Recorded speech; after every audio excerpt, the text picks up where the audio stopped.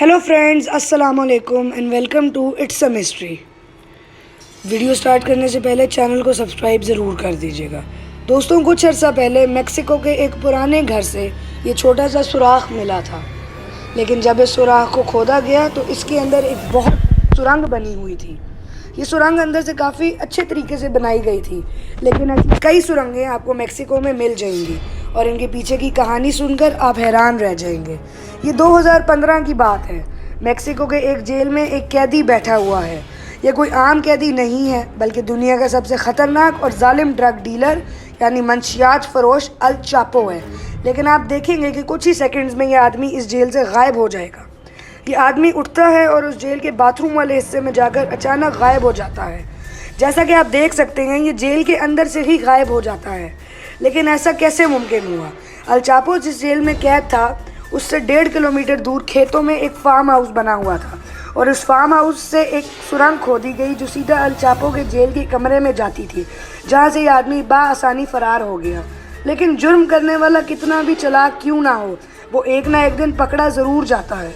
और जैसे कि मैंने कहा, वो कुछ ही अरसे के बाद फिर से गिरफ्तार कर लिया गया। अल चापो मेक्सिको में सिनालोआ नाम की एक गैंग का सरबराह था। इस जालिम इंसान की वजह से मेक्सिको में कई हज़ार लोग मौत का शिकार हुए हैं, लेकिन इसके साथ साथ इसको दुनिया का सबसे बड़ा ड्रग डीलर भी कहा जाता है।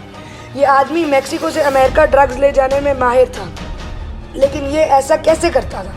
ये ड्रग्स को मेक्सिको से अमेरिका शहर नोगलस लेकर आता था। ये अमेरिकन शहर मेक्सिको के बॉर्डर के साथ है।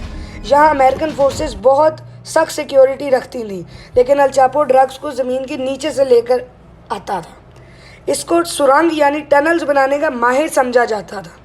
दोस्तों, 1990 में अमेरिकन पुलिस को पहली दफ़ा नोगलस से एक सुरंग मिली। जब पुलिस इसके अंदर गई तो ये सुरंग 300 फीट लंबी थी। इसके अंदर बिजली तक मौजूद थी और ये टनल अमेरिका से शुरू होकर मेक्सिको के एक घर के बेडरूम में निकलती थी और अल चापो यहीं से ड्रग्स स्मगल करता था। अल चापो ने अमेरिका से मेक्सिको से कई ऐसी सुरंगें बनाई हुई हैं। उसके पास एक पूरी टीम थी जो ये काम करती थी। ये टनल्स हर जगह मौजूद थी। अल चापो ने ऐसी सुरंगों का एक जाल बिछाया हुआ था जिसमें इसके अरबों रुपए खर्च हुए। इन टनल्स में हर चीज़ मौजूद थी, यानी बिजली, वेंटिलेशन वगैरह। ये इतनी गहरी बनाई गई थी कि इनको ज़मीनी रडार भी पकड़ नहीं सकता था। एक सुरंग को बनाते बनाते काफ़ी महीने लग जाते। बहुत जल्द ये अमेरिका का मोस्ट वांटेड पर्सन बन गया, लेकिन इनकी वजह से अल चापो आसानी से ड्रग्स स्मगल कर सकता था।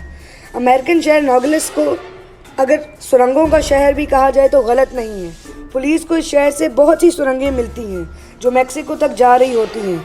वीडियो के शुरू में मेक्सिको के घर में से मिलने वाली सुराख जो मैंने आपको दिखाया था, वो इन्हीं सुरंगों का हिस्सा था। दोस्तों, 1980 तक अमेरिका में ड्रग्स कैरेबियन आइलैंड से स्मगल किए जाते थे, लेकिन जब फोर्सेस ने स्मगलिंग पर काबू पा लिया तो फिर अल चापो का आगाज़ हुआ।